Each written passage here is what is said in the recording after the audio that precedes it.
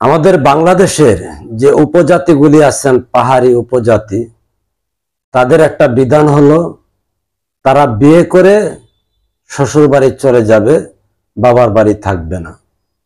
কারণ তাদের সামাজিকতা হলো মাতৃতান্ত্রিক, মায়ের নির্দেশে সমাজ চলে, অর্থাৎ বউর অধীনে জামাই চলে, জামাইয়ের অধীনে বউ চলে না।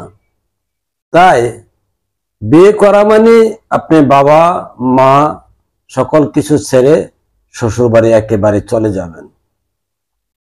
আর এই কারণে ওই উপজাতিদের মধ্যে কোনো পরিবারে যদি একটা, দুইটা, তিনটা বা চারটা শুধু ছেলে সন্তান হয়েছেন, তাহলে তারা অভিশপ্ত হয়ে যায়। কেননা তাদের চারটা ছেলে সন্তান হলে চারখানে বিয়ে করে সন্তানগুলি অর্থাৎ ছেলেগুলি চলে যাবেন। তাই তারা একাকিত্ব হয়ে যাবেন, তাদের দেখার মতো লোক থাকবে না।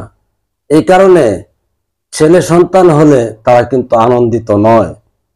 যেমন আমাদের সমতলে, আমাদের এখানে কিন্তু ছেলে হলে পাড়া প্রতিবেশীকে মিষ্টি খাওয়ায়, কিন্তু মেয়ে হলে কিন্তু সহজে মিষ্টি খাওয়ায় না। আর উপজাতিরা মেয়ে হলে মিষ্টি খাওয়ায়, ছেলে হলে মিষ্টি খাওয়ায় না। কারণ মেয়ে যখন হয়েছে, যত মেয়ে হোক ততটা ছেলে তাদের বাড়িতে আসবে, তাদের বাড়ি ঘর ভর্তি থাকবে, তাদের বংশ বড় হবে। এখানে কিন্তু এটাও নিশ্চিত তারা তাদের বংশ ধরে মেয়ে দিয়ে, না হয় তারা ছেলে দিয়ে বংশ ধরেন না। আর এই কারণে ছেলে হলে তারা আনন্দিত নয়, মিষ্টিও খাওয়ান না।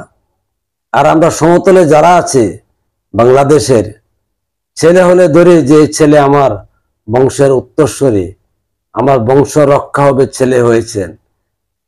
এই জন্য ছেলে হলে যেমন গর্ব, আনন্দ, মানুষদেরকে ডাকডুল পিটে জানানো হয়, ছেলের নামে অনেক খরচ করা হয়, অনেক কিছু ইত্যাদি ইত্যাদি। আর সেটাই উপজাতিরা করেন। মেয়ে হলে মেয়েকে নিয়ে গর্ব করেন, কার কতটা মেয়ে আছেন সেটা গর্ব করে। যারা চিটাগাং বা উপজাতিদের সাথে আছেন তারা জানেন যে আসলে এই ঘটনা যে আমাদের বাংলাদেশে আছে, যা অনেক মানুষ জানেন না, যে উপজাতিদের মধ্যে মেয়ের ঘরের ছেলেরা চলে যায়। আসলে সমাজ এবং বাস্তবতা, সমাজ থেকে আইন তৈরি করা, এই আইনের কাছে মানুষ কত সীমাবদ্ধ, বন্দী।